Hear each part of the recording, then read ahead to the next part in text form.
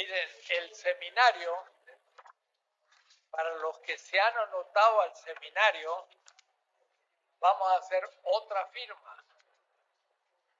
Los que se anotaron oficialmente, los pongo aquí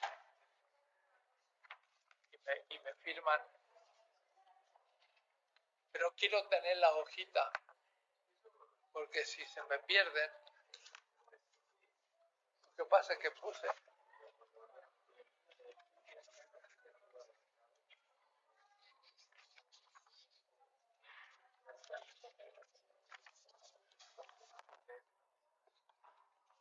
Bueno,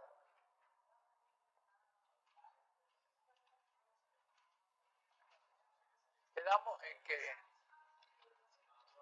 el seminario supone volver sobre lo que he dicho, pero pidiendo explicaciones, haciendo un debate entre ustedes, está abierto, ¿no? El primer tema es la proximidad. Y al mismo tiempo es todo Levinas, que nunca se termina de leer. Y algunos de ustedes sí han hecho tesis sobre Levinas y conocen el tema, otros menos. La hojita, tráiganmela porque si me olvido, pierdo.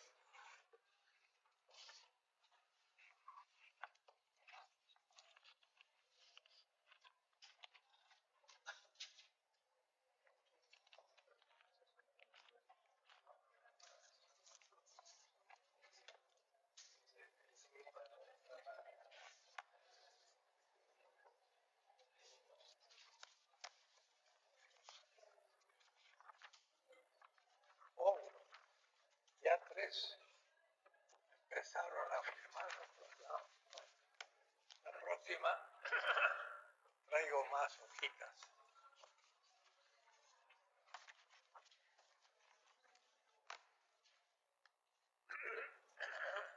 Bueno, para algunos después de tantos años volver sobre el tema. Para otros quizás novedad, en fin, es desparejo la presencia, pero espero que esté útil. Entonces, esto me hizo volver un poco a Levinas, estuve releyendo cosas del pasado que siempre hay que volver a reflexionar. Les doy la palabra a cualquiera de ustedes para empezar. De paso, vayan anotando a medida que yo pongo temitas dudosos, de los que hay que profundizar y otros. Yo, doctor, tengo una pregunta. ¿Se me puede explicar la diferencia entre concepto y categoría? ¿Cómo lo está entendiendo? ¿Cómo? La diferencia entre concepto y categoría. Sí. ¿Cómo lo está entendiendo? Me cuesta trabajo comprender esas. Sí. Concepto, lo voy a pensar en alemán y en Marx. El concepto Begriff significa actualidad cerebral de algo real. Yo lo concibo. Es lo que diríamos tradicionalmente una idea, pero es algo más que una idea. De todas maneras, es una reconstrucción, o si se quiere, representación de lo real. Hasta ahí. Se refiere, hay una referencia a lo real. La categoría es el mismo concepto, pero con referencia a una interpretación y que permite iluminar un discurso. Entonces, el concepto se transforma en un instrumento hermenéutico o explicativo como categoría. Es lo mismo, pero con otra función. El concepto hace presente algo de la realidad. El concepto se hace categoría en tanto articulado a otros conceptos, crea un marco categorial que me ayuda en la interpretación también de la realidad, pero que a su vez es el comienzo de un discurso que yo voy a desarrollar. Es decir, que la categoría ilumina la construcción de un discurso como interpretación o como explicación. Aquello de hermenéutica o explicación. El problema de las ciencias, llamados físicos naturales, y las ciencias sociales. Las sociales van más por la interpretación, pero aún un Putman dice, pero al fin aún las ciencias más abstractas, la física también en el fondo interpreta. Así que son explicaciones interpretativas, pero con categorías. Y más distingue entre intuición y concepto. Intuición es una hipótesis. Creo que, y poco a poco voy construyendo un concepto. Ya se me aclara. Y con el concepto de una categoría. Marx no tenía claro al comienzo de su pensamiento la categoría de plusvalor, ni el concepto. Era más bien una intuición, la ganancia. Pero cuando ya se le aclara el tema, entonces dice, la economía política burguesa no sabe lo que es la diferencia entre el plusvalor y la ganancia, por lo tanto no aclara ninguno de los dos, porque al confundirlos y tener una palabra para explicar dos conceptos, el concepto se hace ambiguo. Entonces él necesita dos palabras para denominar dos conceptos, los cuales a su vez se transforman en categorías interpretativas de lo real. Intuición, concepto, categoría. Por lo general nadie presta atención a eso, y en el diccionario del profesor Hauck, 8 tomos de marxismo, nadie pensó esclarecer qué significa categoría. Ahora, categoría para Aristóteles es otra cosa. Son modos de predicación. Algo se dice que es una sustancia, que es una cualidad, que es una relación. La relación puede ser el tiempo o puede ser, y eran los 10 predicamentos o categorías, pero ese es el sentido aristotélico. Ahora ya es algo distinto. No son solo modos de predicación, sino modos de interpretación o explicación. Un concepto tiene determinaciones. Si las determinaciones hacen ser al concepto el concepto que es no, esas determinaciones cuando sirven para explicar al concepto son, les pregunta, además de conceptos también categorías. La palabra determinación, Bestimmung o Bestimmenheiten, dice por ahí Marx, es la terminología hegeliana.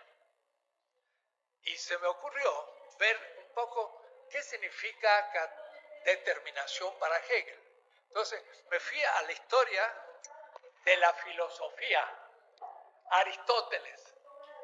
Entonces, cuando comenta Aristóteles Hegel, y hablando de las 4 causas, dice, hay una causa material, que es el contenido, una causa final,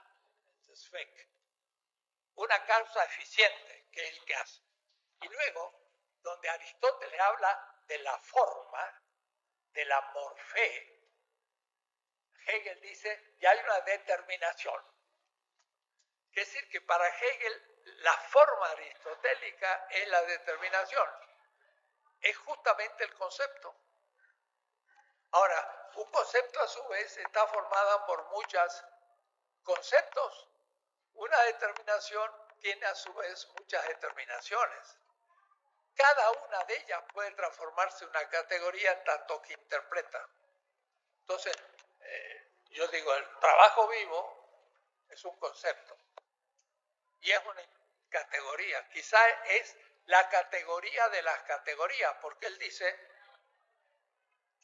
y no llama la atención sobre esa distinción, lo cual algunos me han criticado, pero Heidegger dice que muchas veces el pensador no piensa aquellos que son los supuestos últimos de su propio pensar, porque los está suponiendo. Si explica ese, tiene otro anterior que tampoco explica. Y vamos a tener una asamblea y nos fundieron. Pero los compañeros no entienden que la asamblea no hay que hacerla en horas de clase, si es que queremos ser críticos. Si no somos caóticos, que es distinto. Bueno,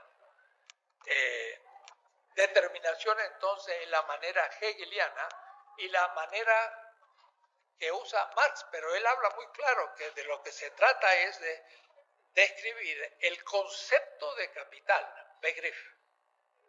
Y entonces y dice también la esencia, pero la esencia ya es otra cosa en el pensamiento de Hegel, porque la esencia es el segundo tratado de la lógica y es cuando el ser, que es el fundamento de lo que hay en un sistema, se transforma en el fundamento de las mediaciones internas de la totalidad. Entonces, no es lo mismo decir el ser, que es el último horizonte del mundo, a decir la esencia, que es el ser como fundamento. Y entonces, él va a distinguir, a ver si para Hegel no es lo mismo el ente, en el primer tratado, que el fenómeno fundado en la esencia, que la cosa real. El ente es abstracto, tiene que ver con el ser. El fenómeno o el existente tiene que ver con la esencia, está fundado. Y la cosa es real. Y entonces Marx dice algo extraño, porque Hegel, la sustancia, el valor, es el trabajo. ¿Qué significa? ¿Es la sustancia el valor? ¿Es decir que el valor tiene una sustancia? No. El valor es un efecto. Y la cosa es la que produce el efecto. Para Hegel, la sustancia es la causa del efecto. Entonces es hegeliano. Entonces, no es lo mismo ente que existente o fenómeno que cosa real. Entonces no es lo mismo ser que esencia y que realidad. Ahora, el concepto final, tercera parte de la lógica, Marx lo retoma en la interpretación de Juan José, muy buena, y Marx ya dice es el retorno sobre sí, y por lo tanto es un tema de conocimiento final, y ahí se sitúa el problema del fetichismo, que sería lo contrario al concepto de Hegel. Para Marx no hay concepto, sino que se constituye como fetiche. Ahora, sin embargo, lo puedo aceptar como fenómeno si sé que es una figura histórica. Pero si lo creo que es natural, entonces ahí caigo en la falsa conciencia. Y ahí está la diferencia, creo. Ahora, como han visto, te doy la palabra, estoy queriendo unir el tema del marco teórico, conciencia falsa y fetichismo de Hinkelhammer con lo que yo hice en la filosofía de liberación, diciendo es un marco categorial último, el cual a su vez podría ser criticado desde otro marco categorial, quizá futuro, no lo conozco, pero ahora no ha aparecido, creo yo.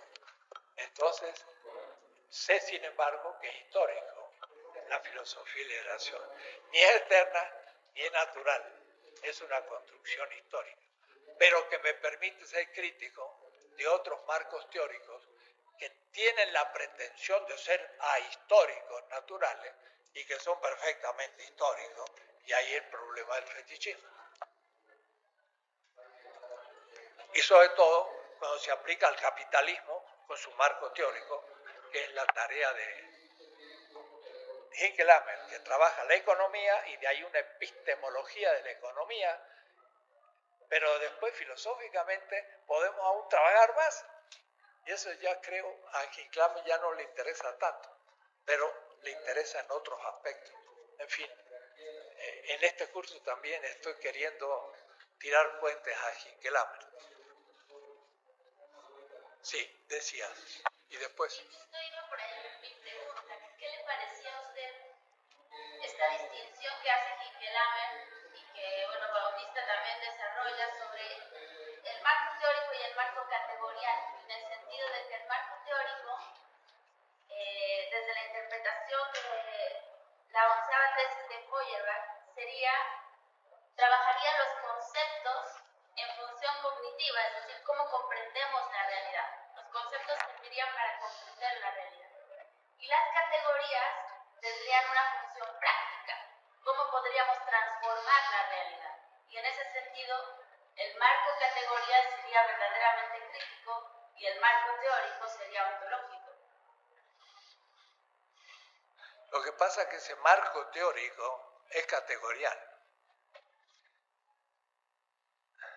El marco teórico tiene categorías de la interpretación. No, en esta interpretación tendría conceptos más que categorías. Sí, yo pienso que tiene categorías. Porque la categoría sería más bien en función práctica, o sea, de cómo transformar, ¿no?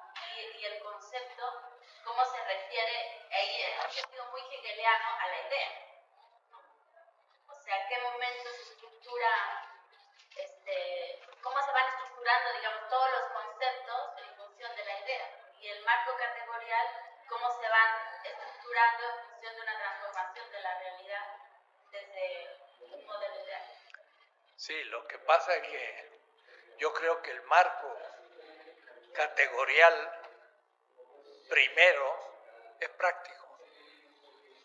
Es práctico y va en vista a la transformación, aunque no quiera, o en confirmación de lo práctico. Y lo teórico es una abstracción de lo práctico.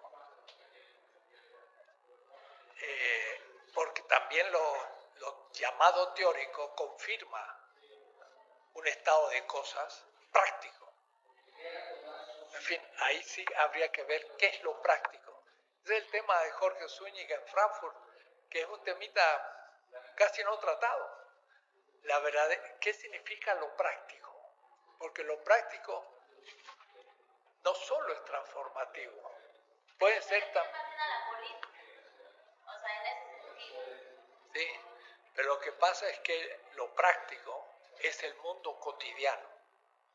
El mundo cotidiano, porque interpreta la realidad como mediaciones para la vida. El para la vida es lo práctico, más que después la transformación. La realidad es vista como dada por la teoría, pero la realidad visto como mediación para la vida es lo práctico, si es que nos ponemos de acuerdo en eso. Yo en las 14 tesis de ética ahora aclaro mucho eso. En la vida cotidiana, el ser en el mundo de Heidegger es práctico. Y él lo dice. Y por eso toma ejemplos que son más instrumentales que prácticos. Dice, toma un martillo. Pero no es una teoría, sino toma un martillo. Y yo no podría definir lo que es un martillo, que es una polea que tiene más fuerza en un extremo porque tiene más peso y es de hierro para... Bueno, me tendría que poner a pensar por primera vez en mi vida siendo carpintero, que es un martillo, pero lo sé usar. Puedo decir, lo sé usar como un instrumento para que al fin afirmo la vida. Los ejemplos de Heidegger son prácticos. La vida cotidiana es práctica, primero, y se desglosa como una abstracción lo teórico. Y lo teórico, en función de la transformación práctica, es como un tercer momento. Entonces, la categoría, yo creo que es práctica, pero también es teórica.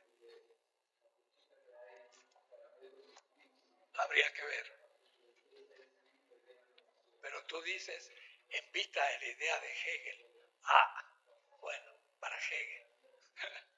Hegel no es quizás en eso el límite del pensar, sino que es muy teórico, porque al fin es el pensar absoluto, es el concepto. Y en cambio, en la vida práctica, el fin no es el concepto, es la realización plena de la vida, la libertad con instrumentos. Es algo así como la felicidad comunitaria, la vida buena de los indígenas, no es un saber absoluto. Entonces, todo lo demás se debe definir desde ahí. Yo tengo la duda de por qué en el marco categorial, o sea, como este marco transhistórico como de las categorías, ¿por qué A medias. Porque vida no es una categoría. Vida. Porque me llamó mucho la atención algo que no había puesto la atención en una primera lectura del texto. Pero ahora que lo releí, cuando hace la diferenciación entre mundo y cosmos, cosmos como lo real, ¿no?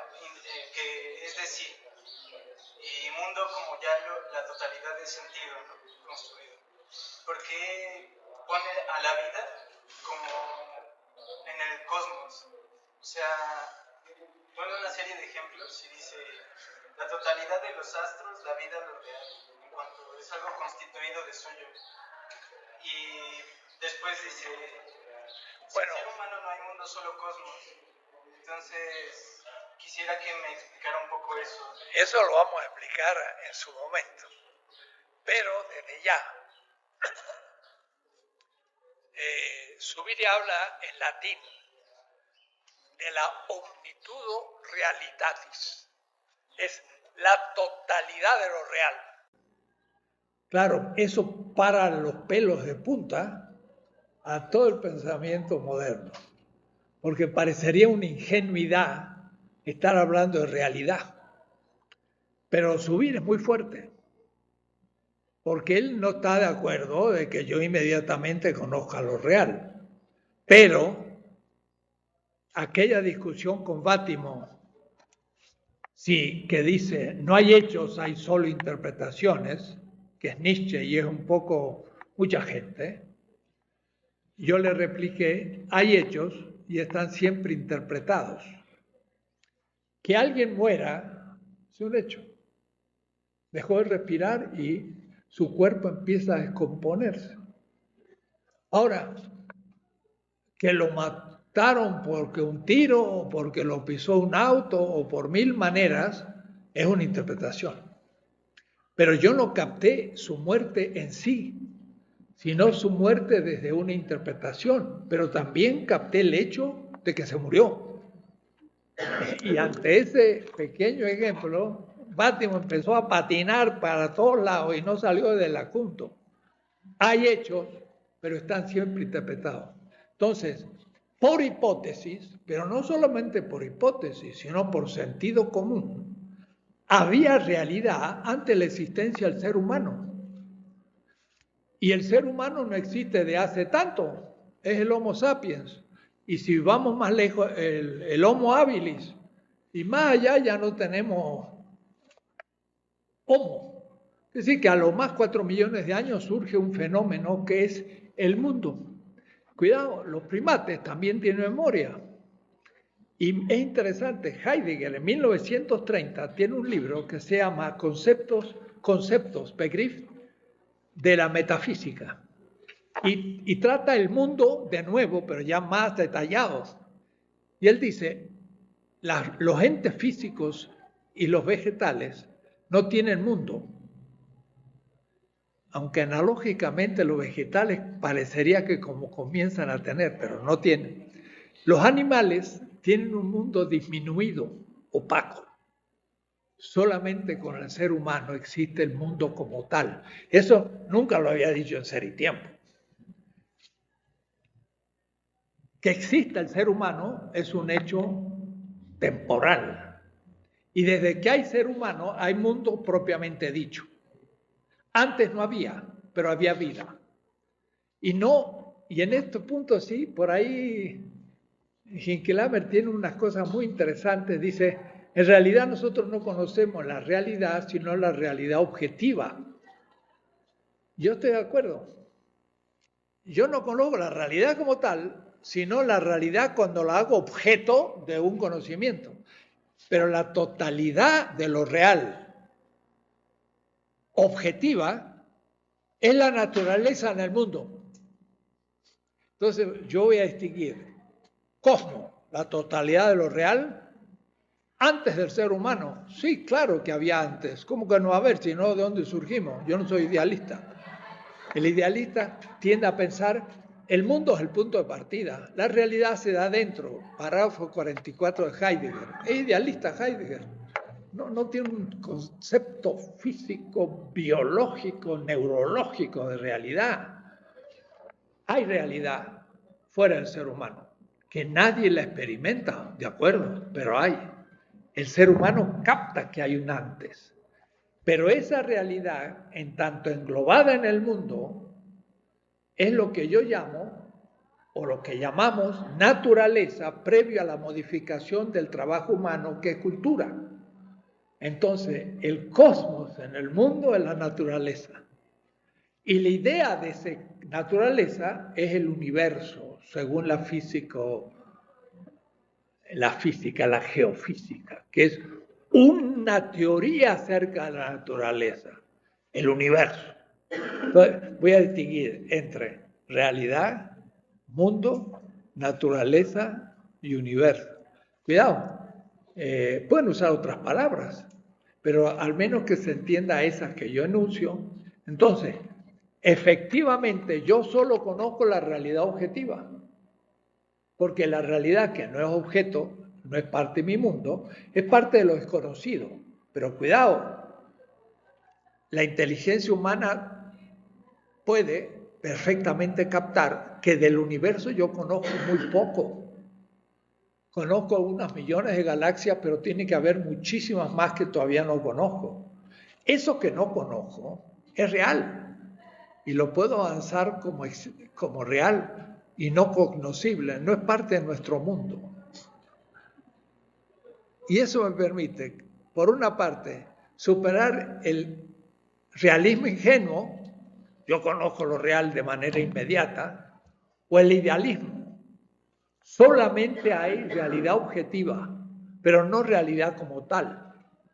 Alguien me diría, pero si tú no conoces la realidad, ¿qué estás hablando? El ser humano capta que no capto todo y que hay cosas que son desconocidas.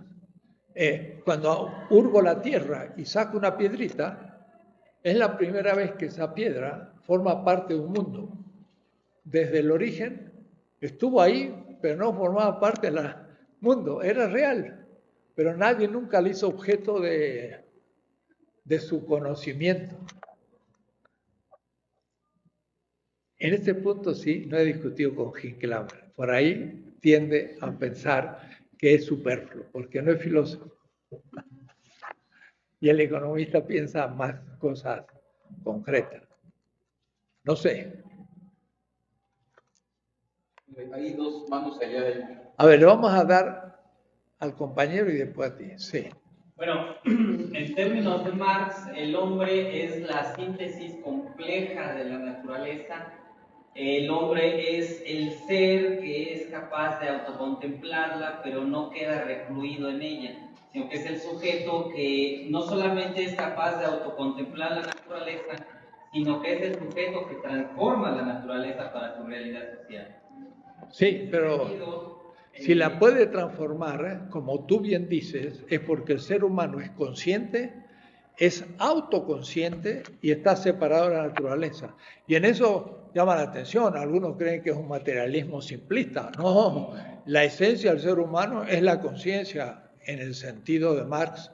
Y muchos piensan que no, que se confunde con los epifenómenos. El materialismo histórico tomó un poco al ser humano como igual que todo lo demás. No, Marx habla de un mundo espiritual y un mundo cultural consciente. En esos términos, el sujeto no solamente es capaz de comprender, abarcar el mundo y dar una interpretación vigente de este, sino que el objeto del estudio de Marx no simplemente es la contemplación de la existencia o un comentario a la realidad, sino su transformación desde su misma esencia.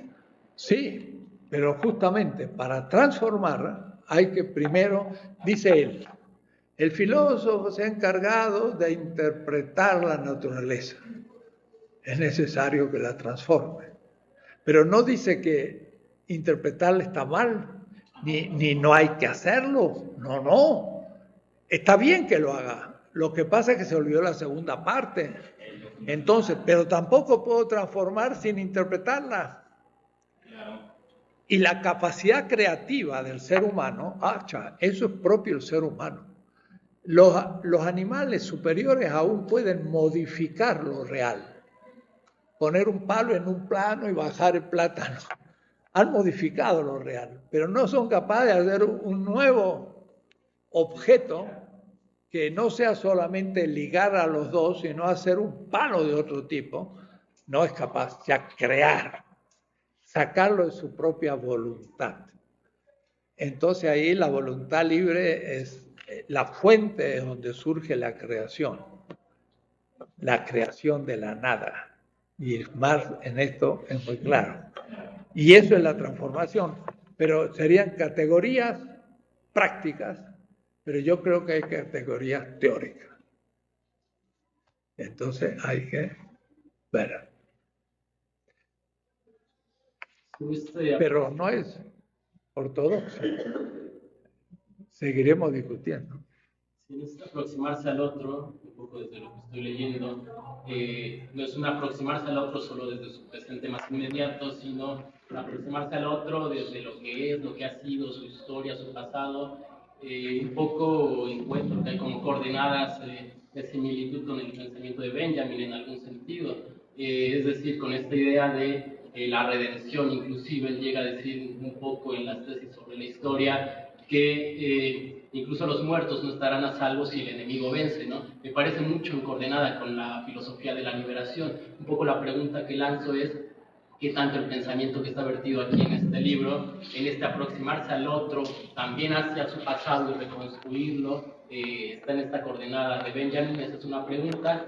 La segunda es, en este punto número 2, aproximarse al otro, yo veo ahí una tensión epistemológica total, ¿no? Y en muchos sentidos de ruptura. Es decir, aquí se menciona el yo pienso, que es un tanto prefigurado por el yo conquisto, pero ambos son un tanto, el yo pienso y el yo conquisto ven al otro, al prójimo, como inferior, como bárbaro, como salvaje. Como cosa, sí, como objeto. Un tanto lo que, bueno, yo he escuchado a Ramón Grosjoven diciendo, ese yo pienso cartesiano es el yo que es hombre, europeo, occidental, capitalista, patriarcal, etcétera, etcétera, ¿no? Y ve al otro siempre, a lo mucho, y es una tradición en la academia occidental, que acá yo creo que lo producimos a lo mucho, como mero objeto de estudio, ¿no?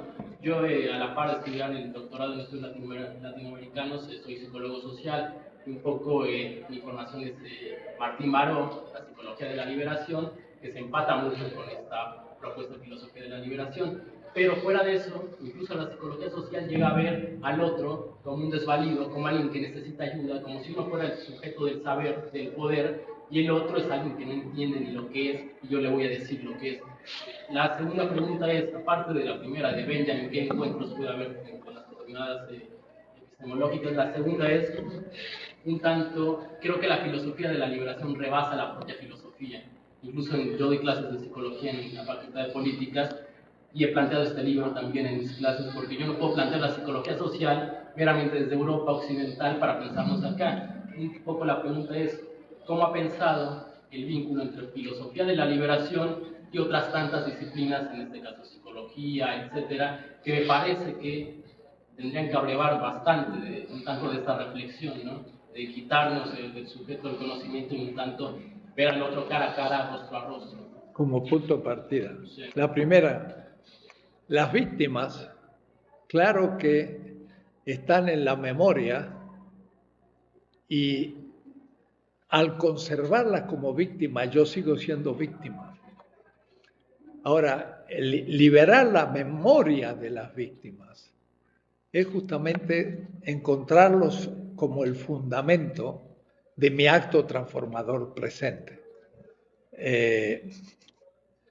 Voy a dar un ejemplo extraño, pero estos días viendo el internet, noticias, parece que se va a dar calidad de persona ejemplar a Monseñor Romero, el arzobispo de Salvador, que era el demonio de la derecha y de Arena y de los militares que le pegaron un tiro, y ahora parece que se lo va a anteayer escuché una palabra nueva en mi vocabulario, la sacrofobia.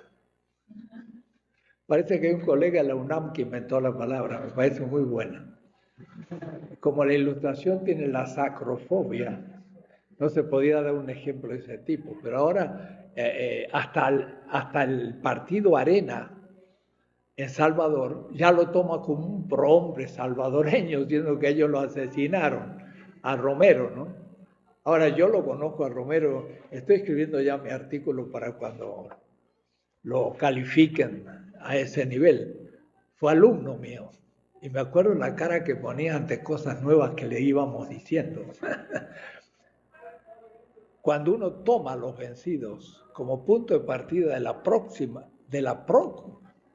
propia praxis en liberación, ya la víctima ha sido rescatada, ha sido redimida, diría Rosenzweig, porque en vez de estar tachado de ser un creador del caos, un revolucionario absurdo, todo, de pronto se empieza a transformar en un héroe. Y entonces su heroicidad se contagia a los que ahora están transformando. Entonces, es posible corregir el pasado, porque es presente en los actores. Entonces, lo de Benjamín lo vengo mucho pensando. Y creo que rehacer la historia es hacer justicia con las víctimas y situarse en esa historia, en el lugar de las víctimas y hacer lo que ellos no pudieron y fueron vencidos. Ahora quizás nos toca a nosotros transformar esas cosas en su nombre. Y el zapatismo vuelve a Zapata asesinado. Y entonces, en cierta manera, Zapata es reivindicado. Y entonces se le hace un lugar en la historia, ¿no?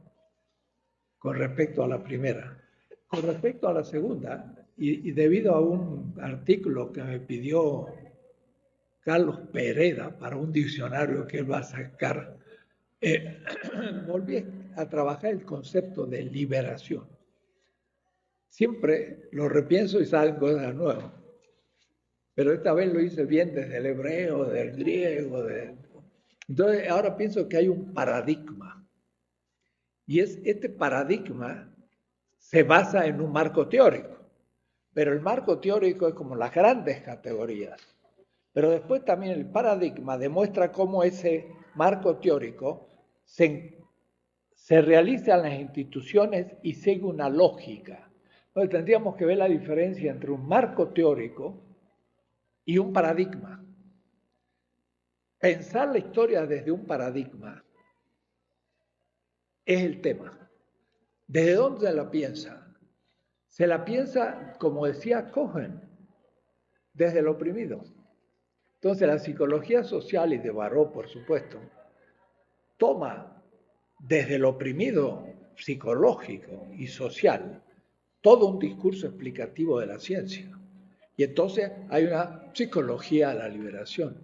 Alguien me mostraba recién un libro sobre el derecho a la liberación, o el derecho desde la interpretación de la liberación, y la política, y toda la ciencia como tal. La ciencia como un instrumento de conocimiento para transformar la realidad en favor de aquellos víctimas. Por lo tanto, hay una epistemología distinta. Y el tema de la descolonización es una aplicación concreta, muy importante, porque también partimos de los que no son la colonia y pensamos cómo debe ser un proceso de liberación, lo cual significa una corrección epistemológica de todas las ciencias, porque todas son eurocéntricas y son colonialistas. Entonces, por supuesto que esto da luz a todas las ciencias, y no tanto, diríamos, a la matemática como matemática, pero sí da luz al matemático como profesional, en que vuelco la matemática en favor de los oprimidos. Y entonces tengo una concepción. Warshawski, físico matemático de allá por el sur, hablaba de ciencia, política y cientificismo. Hay científicos que son cientificistas, dicen la ciencia no tiene nada que ver con la política y la transformación, ve lo objetivo de la realidad, eso es cientificismo. La ciencia siempre cumple una función dentro del sistema tecnológico, económico, político, y si no lo ve, usted es un cientificista. Le aplico, cumplo el mismo paradigma, ¿no? Y por eso sí, yo lo veo, porque uno puede entrar entonces a distintos capítulos de la filosofía. Yo he practicado 2 o 3, pero son indefinidos. He aplicado a la ética, a la política, a lo que yo llamaba la erótica, que ahora es el problema del género, el problema de la pedagogía, pero se puede aplicar a todas las ciencias ese paradigma. Es un metadiscurso, es un metaparadigma, pero que parte del esclavo, del pobre, del oprimido, y desde ahí desarrolla. Marx lo hizo de manera puntual y ejemplar. El tema era por qué el obrero es pobre si es que produce la riqueza. Entonces, situado desde ese lugar, desmanteló la teoría capitalista y la práctica del capital. Es un caso concreto de eso. Ahora, algunos piensan que el marxismo es la macro horizonte categorial. Bueno, yo diría, tiene su corrección hacerlo. Pero hay momentos en que ya empieza a fallar, como Reich, que quiso cruzar marxismo y freudismo, psicoanálisis, y entró en cuestiones un poco complicadas, pero es posible. Justamente en una visión pluricientífica, yo puedo cruzar los discursos económicos con el discurso de género y me salen cosas muy interesantes. Y puedo cruzar otras ciencias también desde un punto de vista que cuando cruzo 2 cadenas argumentativas, yo digo, se enriquece enormemente el tema porque aparece mucha novedad. Es el tema de la colonialidad epistemológica, porque que somos colonia es requete sabido, pero que nuestra ciencia fuera colonial también, eso es lo que queríamos decir, pero se ha dicho. Sí, es un proyecto a realizar. Para empezar esto, estábamos leyendo a Pedro Enrique y de pronto él plantea con un diálogo con Guillot, ¿no? ¿Cómo se llama? Enrique Guillot. Entonces Guillot plantea la idea de que en su filosofía existe una filosofía cristiana y Pedro argumenta que más bien en su filosofía hay una filosofía creacionista, si es que existe algo de filosofía cristiana. Esto lo digo porque cuando se aborda la idea de Schelling, ¿no? cuando él va a hablar de el Señor del ser, dice que el ser de Hegel es muy... mete en varios conceptos racionales a Dios, o la idea de Dios, y Schelling dice precisamente no se puede racionalizar esa parte, y entonces más bien esto se va a dar, comprender el Señor del ser se va a dar a partir de la fe, ya no a partir de la razón, sino de la fe. Y en ese sentido, hasta dónde este texto de Filosofía de la Liberación de pronto va a pasar de la fenomenología a la epifanía, como lo pone usted, y ese salto, pensándolo con Schelling,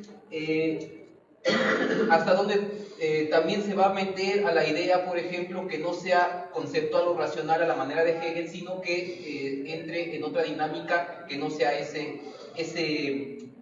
esa manera de entenderlo. Lo que quiero también decir con todo esto es hasta dónde es un cambio epistémico o una transformación epistemológica y hasta dónde es un cambio ontológico, una manera de entenderlo totalmente distinto, no solamente cambiar de ver las cosas epistemológicamente, sino como culturalmente entender la problemática, ya ni siquiera como filosofía, como lo viene haciendo lo occidental. No sé si me entienden. Sí. Schelling, en la filosofía de la revelación, dice: la fuente de donde se origina el tema de la revelación no es antirracional, sino que está más allá de la razón, pero también pensado como razón. Es decir, que no pasa tan rápido a la fe, pasa más bien a la mitología. Es notable, Schelling inaugura lo que él llama la historia de la mitología, porque ve en los mitos de los pueblos una manera positiva de revelar su ser, y no abstractamente y vacía el ser de Hegel, que era puramente negativo porque era abstracto. Él dice, ¿cómo yo puedo ver el ser en concreto? En los mitos. Y esos mitos se revelan, pero al que sabe escuchar. Bueno, habría que ver qué significa eso a fondo. Comparándolo con Levinas, y ese tema yo creo que es muy actual, es justamente, y también Hincklame lo trata en su trabajo sobre el Evangelio de San Juan. Él dice, voy a tomar un texto que estaba situado en la Facultad de Teología, no en América Latina o en Francia o en los países latinos, porque no hay en la universidad o facultad de teología. Pero en todos los países nórdicos más avanzados, entre comillas, hay una facultad de teología con profesores que hacen concursos y tienen el mismo derecho y sueldo que cualquier otro profesor. Ratzinger era un profesor. Él dice, voy a tomar este texto de la Facultad de Teología y lo voy a poner en la Facultad de Filosofía y le voy a hacer un análisis filosófico. Y trabaja lo que yo llamaría el paradigma racional en el llamado Evangelio de Juan, que ahora, cuando se estudia lo mismo en Pablo de Tarso, resulta ser el mismo. Tanto en Juan como en Pablo, que sí, que antes que Pablo estaba Juan, y antes que Juan y que Pablo, había un tal Mesías del judío, que es el que ya dijo todo lo que dice Pablo y Juan, al que todavía nadie toca por respeto, porque el asunto va a ser Yeshua de Nazaret. No fue un filósofo. Yo creo que fue un filósofo, pero todavía no lo he escrito. Filósofo es el que ama la sabiduría. Yeshua de Nazaret tiene un paradigma de pensamiento teórico realmente que rompe aún una tradición judía planteando una posibilidad de ella.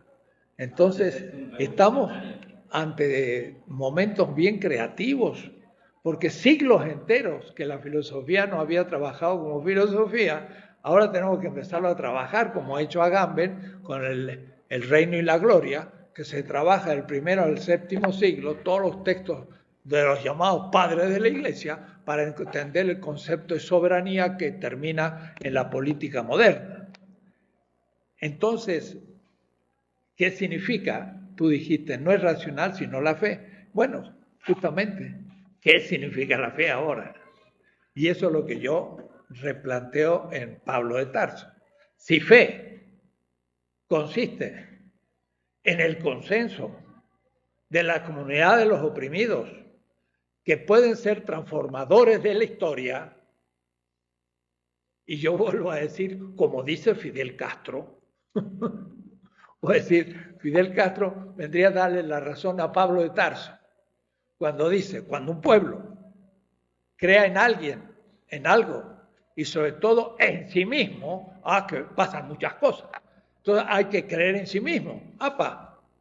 Y creer en sí mismo es tener confianza, tener fe en sí mismo. Y si ese es el concepto replanteado filosóficamente, tenemos muchos temas que tratar, nuevos. Y eso también es Walter Benjamin.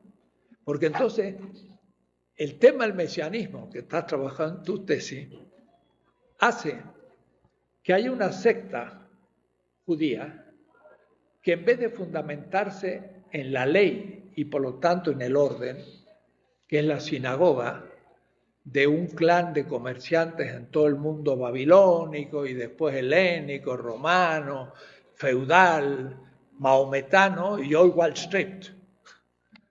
Wall Street sigue siendo el judaísmo de 26 en torno a la ley. En cambio, Pablo de Tarso critica la ley, pero la ley romana. Critica la ley de la secta judía de la sinagoga y critica, empezaba a burocratizar un grupo de judíos mesiánicos. Dice, lo que justifica no es la ley, lo que justifica el acto bueno, justo, sino la fe. Pero la fe significa el consenso de la comunidad de los oprimidos que pueden cambiar la historia. Y eso entonces es un paradigma de racionalidad. Esa es la filosofía de liberación.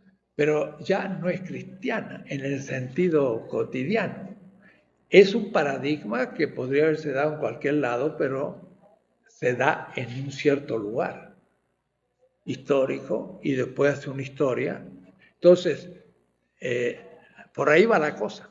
Y Walter Benjamin autoriza a pensar de esa manera. Porque claro, para el pensamiento judío de la ley, siempre hablan del Mesías, pero en el fondo temen el Mesías, porque el Mesías le va a tirar abajo la ley. Y en cambio el tal Yeshua tira abajo la ley, tira abajo el templo y critica la religión vigente y dice, se trata de otra cosa, partir de los pobres. Y ese paradigma se impone en el Imperio Romano como un reguero de pólvora, porque los esclavos dicen, está bueno. Yo soy igual que el emperador, porque él es el Hijo de Dios, ¿sí? Y yo también, somos iguales al emperador. Entonces, hay un tiempo en que la esclavitud sigue existiendo, pero ha sido desfondada en su moral, porque ya se le dice, tú eres esclavo, bueno, soporta, pero eres igual al emperador. Ese paradigma no es de la ley, porque está negando la ley romana que dice que hay esclavos. En esa línea anda el mesianismo de Marx, que toma como mesiánico al proletariado y dice la máxima negatividad es lo que tiene capacidad de cambio. Ese paradigma es racional. Ahora, que sea una religión, al filósofo ya entra al mundo mítico, que también cumple una función. Pero por de pronto es racional, creo. Y voy descubriendo eso gracias a Benjamin. Y intuiciones que había tenido desde hace 45 años y que debo decirla ante la sacrofobia de esta facultad, lo tenía muy guardadito. Y entonces Gandler, Stefan, me dice, Dussel es un teólogo, o decir que no piensa. Y está en el Fondo de Cultura Económica. Y Michael Levy le dice, perdón, pero te equivocas, Stefan. Y Stefan sigue pensando igual porque es un sacrofóbico eurocéntrico. Lo digo públicamente y que se venga a defender. Ya empieza a ser latinoamericano, ya empieza, pero le cuesta. Y le cuesta ir a la praxis. Lo digo como rector de la UACM. Porque un profesor debe jugarse por la comunidad cuando hay que jugarse. Y si no me juego, me caen mis propios juicios condenando. Bueno. Yo una pregunta precisamente que tiene que ver con la proximidad o con el cara a cara, ¿no? Como, más allá de Levinas, pues, ¿no? En el planteamiento que usted está haciendo del reconocimiento del otro como ese que está afuera o que está en la exterioridad, ¿no? Interpelando a la totalidad. Ha habido como mucha discusión, pues, siempre, ¿no? Sobre quién es ese otro, ¿no? Cómo el otro en realidad no es una persona singular, sino representa también un pueblo, ¿no? Una comunidad que está detrás de sí. Pero quizás también nos ha hecho falta, o al menos yo lo descubro, pues ahora en esta relectura del texto, preguntarnos más bien por quién es el interpelado. Porque normalmente cuando se preguntaba quién es la víctima, quién es el otro, ¿no? Usted a veces dice, bueno, recordemos, ¿no? La frase de Fidel, ¿no? Y el pueblo, los pobres, las mujeres, los marginados, los niños, ¿no? Y está como toda la descripción. Efectivamente, los más marginados o de los menos favorecidos o de los que están en la exterioridad del sistema. Pero quizás también valdría la pena preguntarnos entonces quién es al que se le está interpelando, pues, ¿no? Porque puede ser en esta totalidad, puede ser tanto el dominador como otros que estén dentro funcionando en esta totalidad que no sean propiamente dominadores. Y entonces pensaba cómo precisamente, o sea, como dando la vuelta, pues, ¿no? Y buscando pensar en quién es el interpelado, pensaba un poco la ética de la liberación en ese sentido, es decir, como planteando los principios para que entonces la interpelación sea un deber, ¿no? Como un deber ético. Necesitas ser interpelado, o sea, no puedes no responder frente al hambre o frente al sufrimiento, ¿no? Quien sea que tú seas, ¿no? Pero pensaba además de eso, que hace poco tuve la oportunidad de conocer a Jaime Martínez Luna, que es uno de los teóricos de la comunalidad, que lo cita mucho, por cierto, a usted, ¿no? En sus conferencias, se ve que lo ha leído. Pero él habla de una ética de la comunalidad, y ahí lo que él está pensando no es tanto en interpelar a los otros, ¿no? Que están allá en el sistema o que están en la exterioridad, sino más bien está buscando comprender cómo funciona la ética dentro o interna en la comunidad. Y entonces decía, por ejemplo, argumentaba cómo la idea de los derechos en realidad no daba cuenta de la relación ética e intersubjetiva de la propia comunalidad, porque decía, no es que yo tenga derechos frente a la comunidad, ¿no? En ese sentido no los estoy interpelando a ustedes para que ustedes me den a mí, porque entonces yo nací con ciertos derechos, ¿no? Toda la idea liberal de los derechos humanos y demás. Sino él plantea más bien la relación, es una relación recíproca, sobre todo de responsabilidad. Sí va a hablar de derechos después, pero sobre todo de responsabilidad. Y así va a explicar incluso la conformación de los cargos, por ejemplo, en las comunidades, o de cómo se estructura también, ¿no? Todas sus instituciones, a partir de la responsabilidad que se tiene. Se tiene responsabilidad en el trabajo, se tiene responsabilidad en la organización política, se tiene responsabilidad incluso en la fiesta y en los sagrados, se tiene responsabilidad de ser feliz en la comunidad. Y en ese sentido pensaba, daba una vuelta, pues a mí me parece, ¿no? De cómo es esta ética hacia la inversa, ¿no? De cómo se está precisamente en una relación de responsabilidad con la comunidad. Y entonces, pensando así como las dos, estos dos como propuestas teóricas, ¿no? Veía cuáles serían como las diferencias o los acercamientos, pues, ¿no? De una ética de la liberación precisamente que está en función de, no está en función de la vida, pero que uno de sus ejes, pues, precisamente es quién es el interpelado, ¿no? No solamente quién es, sino quién es el interpelado. Y la otra que pareciera que también está pensando en la liberación, ¿no? Porque no está pensando en una comunidad en términos cerrados o para aislarse y nada, sino está pensando en una comunidad que está resistiendo, que está luchando, pero que más bien está planteando una ética del individuo frente a la comunidad. Yo soy responsable frente a ustedes. Entonces ahí nada más como... Mira, dos cosas.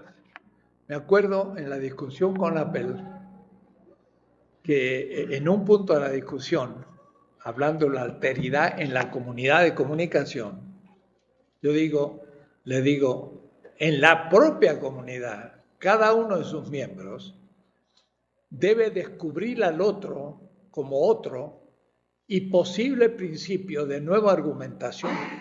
Si no, la comunidad científica está todos de acuerdo y ya están de acuerdo y se acabó el discurso. Y una comunidad de comunicación perfecta sería el eterno aburrimiento, porque ya estamos de acuerdo y ya no hay más. Yo digo, no, la comunidad de comunicación perfecta sería donde justamente habría siempre una apertura al otro como principio de nuevo discurso y estarían siempre discutiendo. Para pensar que el otro no es el exterior, sino que es cada miembro de la comunidad. Pero en la línea de Marx que dice, estaba la experiencia de la comunidad, pero el capitalismo y la modernidad nos ha dado la experiencia de la individualidad. Pero debemos pensar en la plena individualidad, en la plena comunidad. Pienso más bien en esta tercera posición, en donde recuperamos la comunidad y no perdemos la singularidad.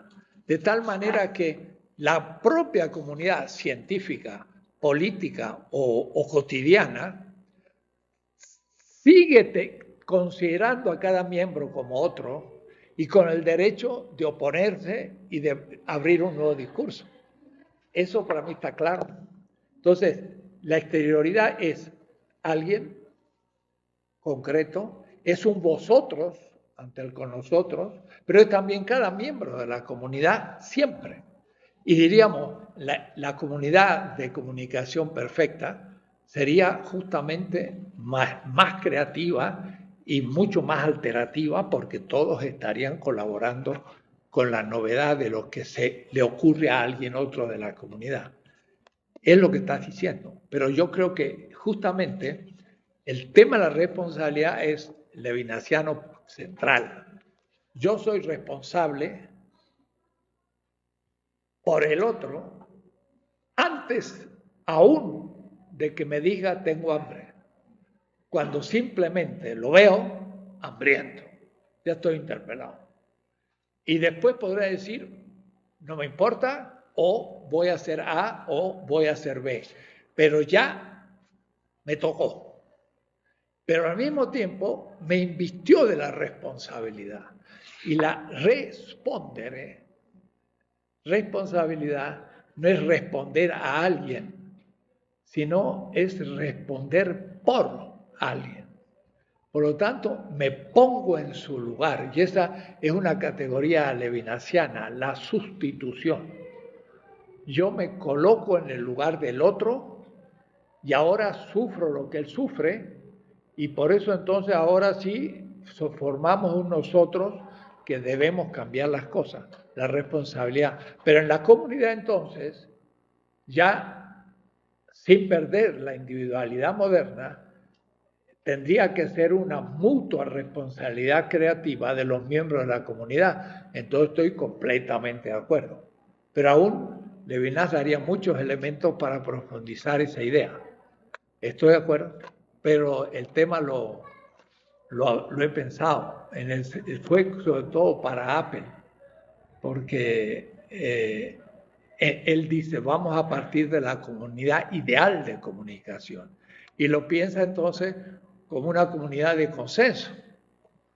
Yo digo, no, eso sería, como digo, el aburrimiento final, es un consenso roto continuamente por el disenso creativo de cualquier miembro que hay que respetar y darle lugar para que relance el discurso, no por el deseo de novedad, sino porque el ser humano siempre descubre nuevos aspectos de la realidad y nunca lo agota a esa realidad.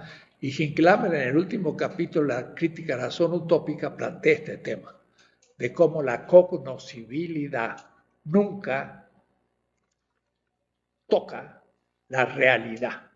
Pero este también es un tema de Peirce, y por eso a la comunidad de comunicación científica él le llamaba the indefinitely community, la comunidad indefinida, porque nunca termina su tarea de la cognoscibilidad de lo real, porque nunca llega a conocer todo lo real. Si la conociera toda, se acabó el discurso.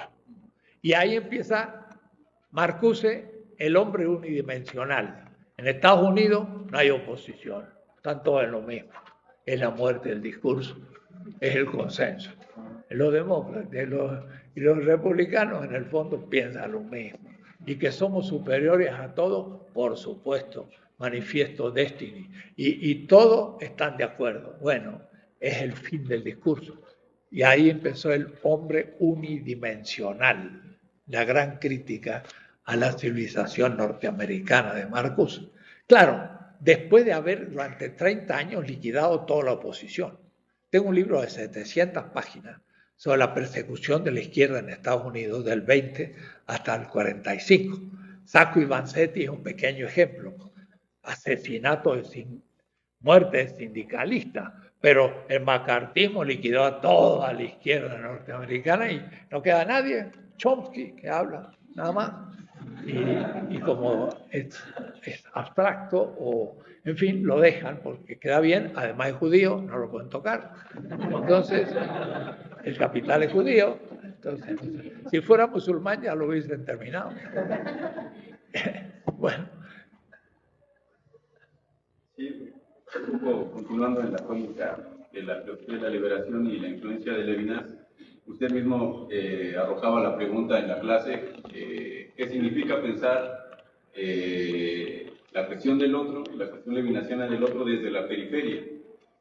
Y es interesante ver, también recordando la cuestión metodológica de los marcos categoriales, es interesante ver cómo el otro para Levinas siempre es algo infinito a la cual el sujeto va a estar arrojado sin retorno. Dice Levinas, un laberinto del que no se puede salir aunque se tuviera el hilo del deseo. Entonces, un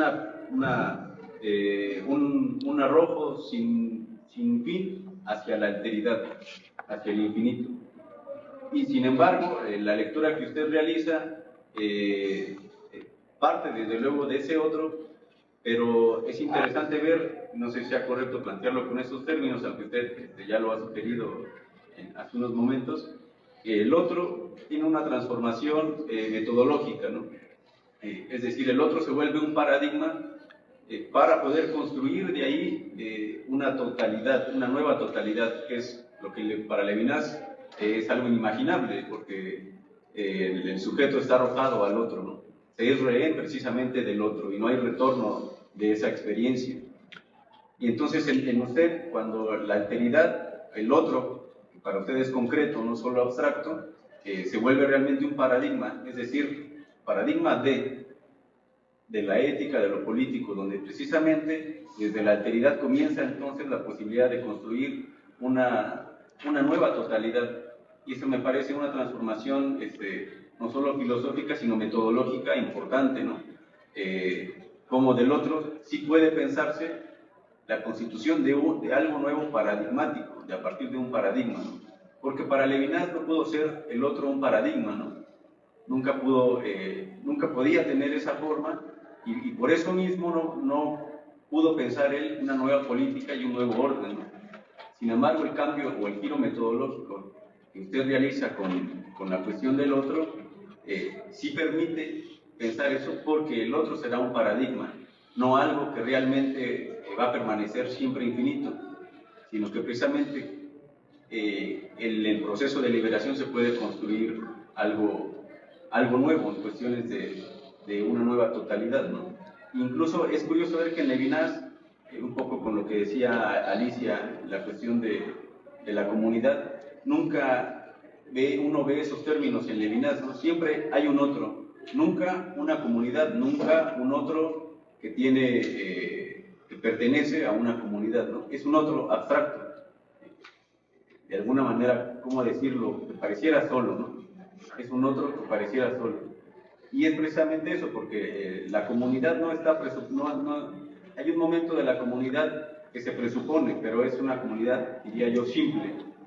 Pero en cambio, la verdadera comunidad, ya como proyecto de liberación, como una comunidad ya potenciada en el que se hacen relaciones de lo común, es precisamente un momento posterior, cuando el otro es paradigma de lo político o desde el otro se construye una nueva totalidad. No sé si sea muy correcto decir que eso... No, es perfecto. Pero esto se entiende también pensando desde donde uno piensa. Levinas al fin es un judío en Francia. Y entonces, un judío en Francia que no se fue a Israel, como Gershom. Walter Benjamin se quedó en Alemania, ¿no? Lo he pensado mucho ese tema. ¿Por qué yo me quedé en México? Como Marcuse en Estados Unidos. Bueno, tengo mis razones. Pero no volví al origen, sino que me quedé. Gershom fue a Israel. Se jugó por Israel. Walter Benjamin se iba a poner a estudiar hebreo, pero creo que le resultó muy difícil, al fin no lo estudió. Ganó una beca por 2 años, se la chupó a la beca, pero no sacó el resultado, que era saber hebreo. Y tampoco se fue a Israel. Yo creo que él se asfixiaría en Israel, porque se hubiese enfrentado a los sionistas, y entonces iba a ser peor que con los que estaban en Francia. Entonces prefirió seguir viviendo en Europa en el discurso. Levinas queda en Francia, siempre, hasta su muerte, los 25 años, 3 meses antes de morir, le hablé por teléfono todavía, y estaba el viejo, ya muy viejo, 95 años. A ver, sí. Y él aún se atrevió a decir, el sionismo va a ser la solución del problema judío. Iba a ser justo el lío más grande de la historia del judaísmo. Por suerte, Israel nunca había sido sionista. Puede decir, no había hecho un Estado. Los mesiánicos, los 3 siglos primeros cristianos, hicieron el Estado constantinopolitano de Constantino, se identificaron a una política e invirtieron en el cristianismo, aunque hubo cristianos contra, que fueron los que siguieron. Pero él era un judío, pero que en el fondo no podía concebir un Estado judío. Aunque hablaba de que el sionismo sería la solución, pensó que en Israel pudiera haber algo así, con un mundo ideal donde se pudiese al fin el judío encontrarse en casa. Pero eso es lo que pensó Buber, que Silvana Rabinovich ha traducido 60 artículos del hebreo al castellano que no están traducidos ni al alemán, ni al francés, ni al inglés.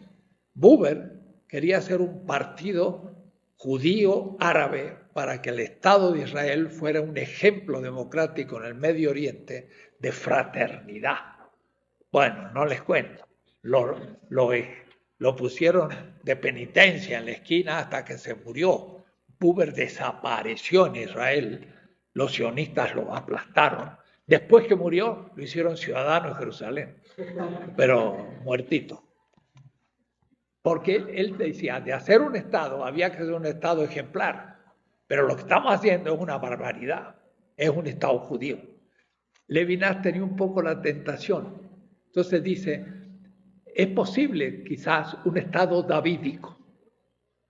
David era un profeta al mismo tiempo de un rey y hizo un Estado justo. Pero después se degrada. Entonces, fuera del Estado davídico, todo Estado es dominador. Entonces, no puede pensar en un sistema futuro. Entonces, la ética y la política para Levinas, desde el comienzo de Totalidad Infinito, es lo contradictorio. Yo tengo un largo artículo, se ha publicado en un libro que se llama The Difficult Politics, porque él escribió un libro que se llama La difícil libertad. Pero los trabajos sobre Levinas se llaman La difícil política. Y ahí le hago una crítica a Levinas. No pudo construir una política. Y para él la política, desde el comienzo, es la violencia, es la dominación, es la antiética, y lo dice en el prólogo, ¿no?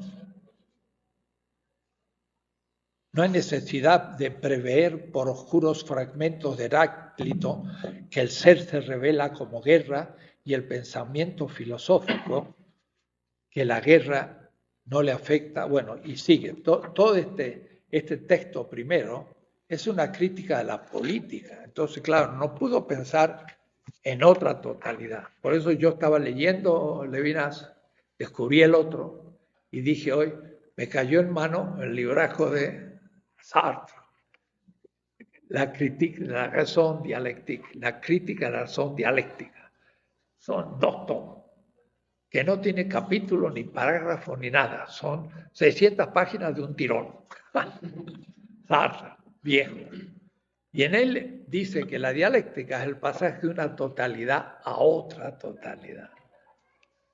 Y yo dije, claro, hay una totalidad dominadora, pero también hay una totalidad como la tierra prometida. Lo que pasa es que esa tierra prometida también se va a fetichizar y se va a transformar en Jerusalén, que mata a los profetas, y habrá que tirar para adelante. Y entonces es una filosofía en la historia. Así termino mi capítulo 13 ahora de mi 14 tesis de ética. Es una filosofía de la historia porque nos baja de la utopía de una sociedad perfecta, que sería el comunismo, por ejemplo. No existe una sociedad perfecta. Existe una sociedad mejor que la actual si es que la trabajamos. Pero después va a tener dificultades y habrá que superarla. Hoy leía lo que está pasando en Venezuela, ¿no? Está brava la situación. Y Hugo Chávez, pues se murió muy joven, por desgracia.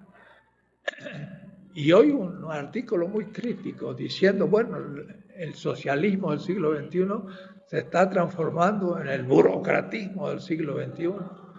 Y el que está en contra, pues es un enemigo de la revolución, pero las cosas no marchan. 70% de inflación. Los economistas ahí del gobierno son malos economistas. Los economistas de Bolivia son buenos economistas y hacen funcionar a Bolivia. Los de Venezuela no lo hacen funcionar. Entonces, algo pasa en esa revolución. Pensaron un marco teórico, en una teoría, pero se olvidaron la cotidianidad y hay una corrupción generalizada de gente de izquierda que, pudiendo estar cerca del dinero, se corrompe, como ha pasado en México con el PRD y todo lo demás. Entonces, no hay patente de honestidad por ser de izquierda. Entonces, eso es lo que Levinas tiene en cabeza, ¿no?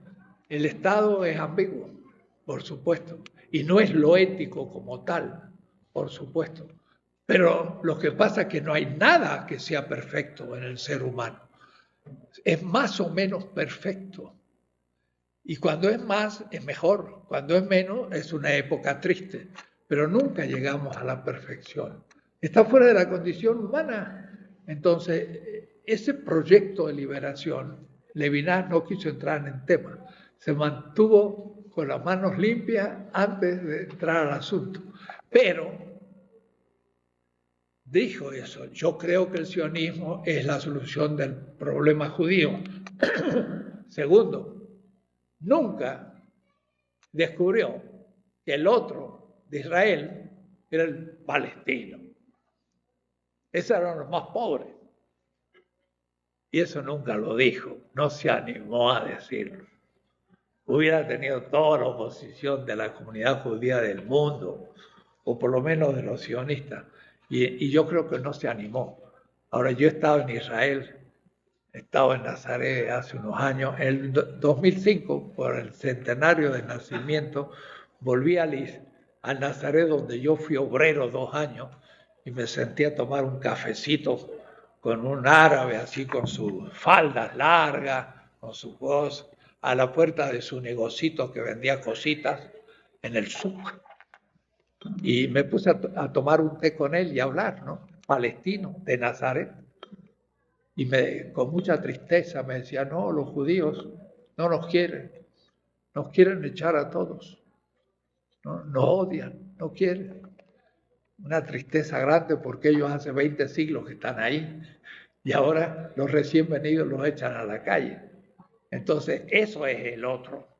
Levinas nunca lo vio y se lo dije en el artículo sobre la solidaridad. Entonces, era la universidad con un público un poco más que acá y bueno, se dividió en 2 partes. Unos me miraban sonrientes y decían de acuerdo y otros me miraban feo, ¿no? Y el tema dividió. Y después vino la Silvana Rabinovich y mandó un texto tremendo de crítica al sionismo, en hebreo, leída rapidísimo, que ni se entendía de tan rápido que leía, pero dominando la lengua, nadie pudo decir que no entendía, y una muy buena crítica, ¿no? Ese es el tema, el sionismo, el otro, la política. Levinas tuvo un objetivo, el tema del otro criticando a Heidegger, y no le pedimos mucho más. Ahora, grandes reflexiones sobre el Talmud en temas particulares, muy finas, muy fenomenológicas, ¿no?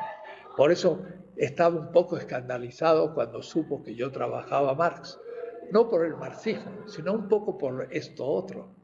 Esa ética transformadora de la historia no le funcionaba, era ya muy ambigua. Dejaba de ser ética, se transformaba en la antiética que para él es la política. Eso fue un dejarlo atrás a Levinas, no lo puedo seguir. ¿Alguien, tú pediste? Tú. ¿En qué cambiaría que Jesús fuera un filósofo arameo? ¿Puede decirlo, Iván? Era justamente eso. Era un sabio que interpretaba las categorías míticas de su pueblo y que le daba una vuelta muy especial. Ahora, no es fruto de él, es fruto de todas las comunidades críticas que había en ese momento. Conocemos los grupos celotes, los grupos de esenios, había una efervescencia tremenda en ese momento, en ese pequeño pueblo, que Israel al fin era muy pequeño con respecto al Imperio Romano. Y estaba en la frontera, junto al Imperio Persa. Uno cuando sube el monte Garizim de Samaria, ve el Jordán y ve ya la parte del Imperio Persa, se ve ¿no?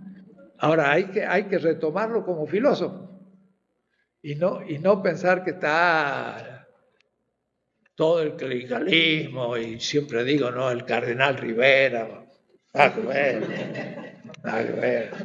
Hay que volver a los textos, y son textos muy, muy especial, tiene una racionalidad argumentativa fenomenal, lo más que nunca se lo ha considerado. Entonces, Levinas, yo creo, es el primero que filosofa al judaísmo. Porque Cohen empieza, Rosenzweig también, pero es muy ambiguo todavía. Levinas es un fenómeno muy estricto, pero toma las experiencias semitas y las piensa filosóficamente, y entonces él se cuidaba mucho justo que no le dijeran que era un teólogo judío. Pero lo que hacía, lo hacía muy bien. Entonces, ha sido reconocido como un gran filósofo. Bueno, yo creo que es el primero que ha filosofado, desde Filón de Alejandría, el pensamiento semita. Y entonces nos da permiso, Walter Benjamin, a repensar también nuestra historia de Occidente y de América Latina de otra manera. Y esto es una novedad, 3, 4, 5 años, y estamos en eso. Es decir, lo que yo estoy diciendo aquí en esta facultad es inaceptable. Inaceptable. Pero esos que dicen que son inaceptables, ¿quién los conoce? Su papá. Que vayan a dar una conferencia a Magreb, a los árabes, que vayan a Frankfurt a dar un curso de un semestre, a ver si van a ser tan machitos. Aquí en el medio, filósofos de café, pues, pero cuando van a otros horizontes ya no pueden, porque están repitiendo. En cambio no saben que nosotros ya tenemos una llave, que estamos solucionando problemas que hoy están planteando los europeos. Mira, Agamben sigue desconcertándonos. Ayer en el internet veía una declaración a Agamben sobre algunas de las actitudes del Papa. Un filósofo, el más importante de Italia, hablando del Papa. ¿Qué tiene que ver? Es que tiene que ver porque está dentro de un mundo mítico muy importante y hay que ser. Pero entre nosotros, ¿quién se va a hacer eso? Nadie. Ahora, miren lo que pasa. Ese tal fulano escribió un telegrama al cardenal condoliéndose por la explosión del gas del hospital. Quiere decir que es un tipo que tiene un poco de antenas sobre los pobres del mundo. El de aquí ni se enteró de los pobres de aquí. Entonces, el presidente nuevamente elegido hace una semana en Italia salió con un Fiat Panda, no con un Cadillac como Messi. Messi salió con un Cadillac igual que el de Obama. Bueno, es propio de un jugador de fútbol. Pero el presidente de Italia salió con un Fiat Panda, que es uno chiquito. Y dijeron, mira, se parece al Papa. Ahora están imitando al Papa, que era el culmen de la burocracia y de la corrupción. Ahora de pronto está cambiando. ¿Y gracias a qué? En 1969, en Buenos Aires, con Escanone, organizamos una semana académica y empezamos lo que va a ser filosofía y liberación. Y estaba sentado el que organizaba el máximo, y era un tal Bergoglio. Él ha escuchado nuestro discurso. Él sabe lo que es la liberación. No es un papa populista que pone cositas. No, tiene teoría. Claro, Ratzinger era un profesor alemán. No sabía nada del mundo, solamente Alemania. En cambio, este sí tiene mucho más visión. Es ya fruto nuestro. Interesante. Entonces, estamos en otra etapa de la historia y creo que tenemos que ir refrescando las ideas. Tengo una pregunta. Quiero preguntar a ver qué piensas de esto, pero también un comentario al compañero. Creo que asumimos mucho de entrada que Jesús existió, Jesucristo, el histórico. Hay muchos argumentos historiográficos que no encuentran coincidencia, al menos en los registros, ya sean los que tiene la Iglesia, o ya sean los de otros historiadores de épocas antiguas, que no coinciden con las fechas de los reyes donde nació, y los lugares geográficamente no coinciden, o sea, dicen que están al sur, por ejemplo, una ciudad, y en realidad estaba al este, cosas por el estilo. Entonces, en mi opinión, yo creo que si existió, era un esquizofrénico. Y no se me malinterprete, porque el esquizofrénico puede ser genial. O sea, sí, bueno, no es tal cual una... va a haber muchas interpretaciones y podría no haber existido. Lo que sí existe son textos. Desde el año 50, 60 ya hay textos arameos, y hay una historia muy así alemana de probar textos descubiertos en distintos lados. Lo que interesa es la narrativa que eso supone. nada más. No voy más allá. Lao Tse existió, no sabemos. Y sin embargo hay un libro muy importante de Lao Tse y podemos contar con eso. Su existencia histórica para el filósofo no le importa, estamos a un nivel filosófico. Leemos el texto, decodificamos su paradigma y vemos su significado. Entonces, eso es lo que ha hecho Agamben con Pablo de Tarso. Y eso es de alguna manera lo que sugiere Walter Benjamin. Estamos en debate. Unos dicen, ese enanito que estaba abajo del ajedrez es una metáfora. Otros dicen, no es ninguna metáfora, es una realidad. Bueno, eso se está discutiendo en esta facultad. Está muy bien. Esa es una discusión actual, ¿no? La existencia de un personaje no interesa, lo que interesa es el discurso. Ahora, tenemos que a ese discurso aplicarle ahora categorías filosóficas, no decir, no es filosófico, ¿no? Yo tengo un libro que lo he mostrado a algunos que van a casa, de toda la polémica de Pablo de Tarso, que dice Paul filósofo, en inglés, 400 páginas. Pablo, filósofo, ya se puso en el título.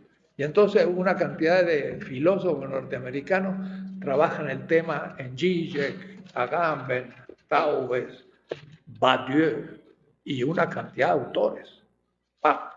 Bueno, ya ha ganado estatuto. Y no solo estatuto, yo creo que es muy serio lo que dice y nunca se lo había considerado. Ahora, yo mismo no lo había considerado de esa manera. Ahora empiezo a revisar las cosas de nuevo. ¿Te das cuenta? Yo diría que hasta por discurso hay un estudio muy serio sobre el asunto de un escritor colombiano que se llama Fernando Vallejo. Hay muchas señales de que la mayoría de lo que dijo, o supuestamente dijo, si existió, lo trae de Ramayana, de mitos egipcios, de mitos mucho más antiguos. Claro. Entonces se vuelve una mezcla y una repetición de otras culturas. Ahora, no, pero eso, mira, eso, si lees mi ética te darás cuenta. Yo empiezo por Egipto y después Babilonia. No me importa que haya tomado, el asunto es cómo lo sintetiza de una manera distinta en una situación histórica. Pero por supuesto que se inspira en toda la cultura semita. Pero eso no era posible en Grecia. Los griegos tenían otro horizonte categorial, la India, Afganistán budista, muy posterior. Los griegos, los romanos, los germanos, tienen otro horizonte categorial. Y eso sí lo he estudiado yo un poquito en particular. En esos mis dos primeros libros que he escrito, el humanismo helénico y el humanismo semita. Y entonces estudié el tema muy simple, cuerpo, alma, carne, inmortalidad, resurrección. A ver cómo funcionan los textos. Filosóficamente, yo digo, esto es una interpretación filosófica, no nada teológica. Tampoco estoy diciendo que seamos nosotros carne, o que haya resurrección, o que seamos un alma inmortal. No lo digo y sin embargo lo dice Descartes, Kant y todo el mundo y cree que es filosófico y es mítico. Así que miren, están peor que yo. Yo digo, no, pero es un horizonte mítico de donde se hace la filosofía y la gran filosofía. Entonces, yo más bien voy poniendo la cosa en su lugar. Hay muchos mitos, pero no es lo mismo que sea cuerpo, alma e inmortalidad, que sea carne, muerte y resurrección. Mira, hasta Rosenzweig se equivoca. Y veo que hasta Ratzinger, profesor alemán, hablando de que un niño dijo, ay, mi perrito, y el perrito se murió y resucita el perro. Entonces, Ratzinger dijo, no, el perro no tiene alma, así que no puede resucitar. Pero yo digo, ese era un teólogo alemán. ¿Y dónde tiene su cabeza? La resurrección supone que no hay alma. Y decir que el perro no tiene alma y por eso no puede resucitar es un infantil error que cometen los más grandes filósofos. Porque hay dos antropologías. Cuerpo-alma, se muere el cuerpo, el alma es inmortal y hay inmortalidad del alma. Estoy hablando, no que lo crea. Estoy hablando de que son los mitos que hay millones de personas que se inspiran en eso y viven. Que yo sea carne y no hay alma, significa que me muero y después resucito. La antropología de la resurrección es egipcio-semita y cristiana y maometana.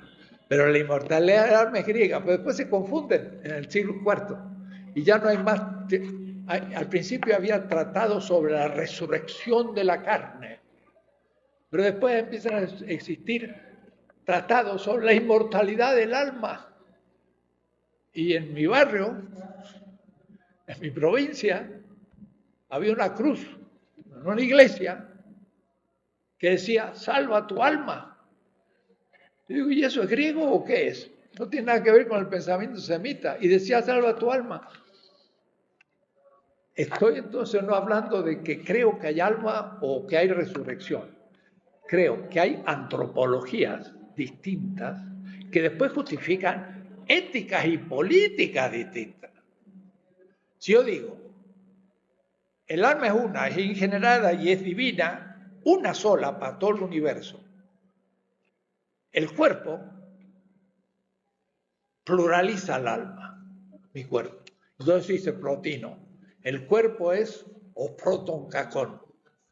El mal primero es el pecado original, tener un cuerpo, para Plotino el griego. Pero usted está confundiendo, profesor, porque el mito adámico de los semitas habla del pecado original. ¿Quién le dijo a usted que habla del pecado original? ¿Dónde está pues escrito? No está en ningún lado. El mito adámico es el mito sobre el mal, sobre ningún pecado original.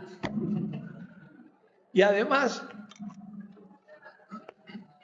¿qué es lo que propone? Pues hay que leer el de Gilgamesh, que es el otro mito babilónico, que está corrigiendo en el siglo V. Si usted no sabe el mito que corrige, no sabe lo que está diciendo. Si yo corrijo a A y digo B, pero yo estoy en Z y leo B sin saber A, no sé lo que dice el mito. Hay que saber. Esto es Paul Ricoeur, la simbólica del mal. Cómprenlo en el siglo XXI. Mito prometeico y mito adámico. Entonces, para el griego, ¿cómo va a ser importante el cuerpo si es el principio del mal? También para Platón y Aristóteles se las arregla para hablar del compuesto y más o menos solucionar el cuerpo. Pero la perfección humana es la contemplación de las cosas divinas. Es teología. Teología, dice. Aristóteles no hace filosofía, sino teología. En la metafísica dice teología. Habla de la luna, el sol, la geometría, las cosas imperecederas. Eso es teología. Para los griegos. En cambio, el otro pensamiento dice, hay carne, no hay alma. Atenágoras 175 dice, los griegos dicen que el alma es inmortal. Nosotros, los mesiánicos, los cristianos, decimos que el alma muere. Digo, te equivocaste, Atenágoras, tenías que decir, nosotros pensamos que no hay alma. Pero al menos dijo que moría. Porque la carne, el espíritu es neuma, es Dios, pero el nefesh es el alma, pero es la vida. Por eso que lo hizo de barro y lo sopló y le dio la vida, pero no le dio el alma, le dio la vida. Y la vida está en la sangre. Le saco la sangre al vivo, se muere. Y Marx dice, el valor acumulado en el capital es circulación de sangre. Eso es semita, porque Marx era judío. Entonces es carne, no hay alma, muere. ¿Qué hay? Resurrección de la carne. Punto. Entonces, puede ser bueno dar de comer al hambriento, porque como hay carne y es vivo, si no come, se muere. Es lo único que hay. Pero para un griego dar de comer al hambriento es una estupidez, porque usted hace vivir al principio del mal. Entonces, en Platón, Aristóteles, los estoicos y todo, nunca va a ser ético dar de comer al hambriento, al esclavo. En cambio, para el rey de Babilonia, 3.700 años hace, dice, di de comer al hambriento. Eso, ¿quién lo dice? El muerto ante Osiris que resucita, egipcio. Entonces, mire, una ética dice, dar de comer es bueno, y la otra dice, es malo. Muy importante. ¿Y usted cree en la resurrección? No estoy hablando de eso. Estoy hablando que para usted es bueno dar de comer, y para usted es malo dar de comer. Eso es lo que me interesa en la vida cotidiana. ¿Se dan cuenta lo que es el mito y la interpretación? Pues eso en esta facultad no entra. Es demasiado difícil. Pero por eso en la introducción al humanismo semita digo, voy a las últimas categorías culturales, no filosóficas, del mundo latinoamericano. Porque nosotros somos Cortés y Malinche. Y por lo tanto, hasta la viejita última del barrio, cuando se le muere el esposo, le dice, nos veremos. Y Scherer García le escribe a su esposa diciéndole, nos veremos, siendo que es ateo. Pero al decir nos veremos, quiere decir que Scherer García, gran periodista, ejemplar, está como suponiendo la resurrección. Eso es lo cultural, que da vida a la vida cotidiana. El filósofo puede esclarecerlo y hacer entonces de esto una filosofía. Entonces, por eso es de importancia el pensamiento semita. Hacer filosofía del mito para rellenar de sentido la vida cotidiana, para transformarla. Son muchos movimientos que hay que hacer, pero todo eso se están haciendo ahí. Es complicado. Y cuando yo hablo con un árabe, me resulta fácil. Abro el Corán y es lo mismo y entonces ya nos entendemos. Claro, cuando hablo en la China ya está más complicado, porque ni Confucio ni Lao Tse habla de esta manera. Entonces tengo que hablar de otra manera. Al principio estaba el innombrado, que era antes que el ser. Bueno, entonces, ¿qué significa eso? Y puedo hacer un diálogo con los confucianos, taoístas y demás. ¿Ven? Entonces estamos en una época de diálogo intercultural e interfilosófico, pero no podemos negar nuestros orígenes si no nos quedamos en el aire. Eso es lo que dice Hincklamer. Al liquidar los 7 primeros siglos de Europa, nos cortamos sobre el origen de nuestra cultura occidental. Cuidado, de Europa, pero que también la tenemos nosotros por nuestro padre dominador Cortés. Lo siento, pero ya lo tengo metido. Ahora voy a hacer la crítica. Una pregunta. Quisiera contraponer 2 frases de lo que han dicho varias veces sobre conocer lo real. Ahora entiendo que eso tiene que ver con la materia, pero desde ¿no?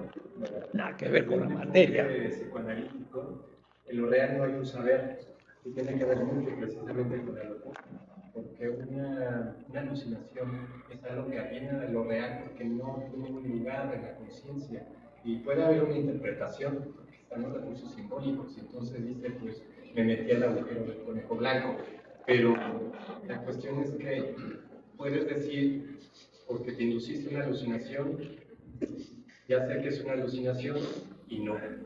Eso me hace acordar el chiste aquel que dice sobre la alucinación y ya son las 6, así que justo se terminó mi capacidad. Dice un chiste, se subió al árbol que no era y lo agarró el todo lo que era. Eso es la alucinación. Me imaginé un árbol, lo subí, pero era una alucinación. Me agarró el todo que era porque no me había subido a ningún lado. Entonces, esta vez parece que quiere salir mucho. Bueno, no, pero ya se va a calmar.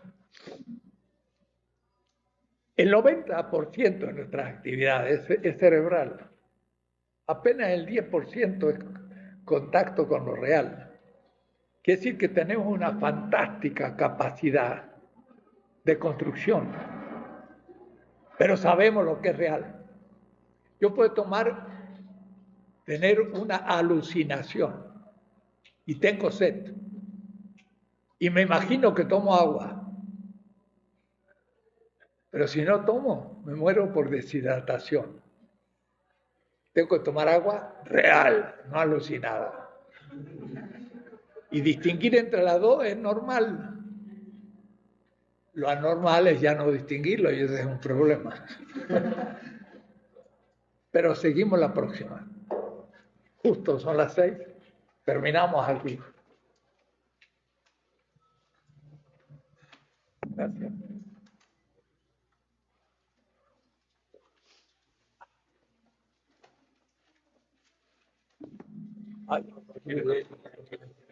Gracias. No, ya está.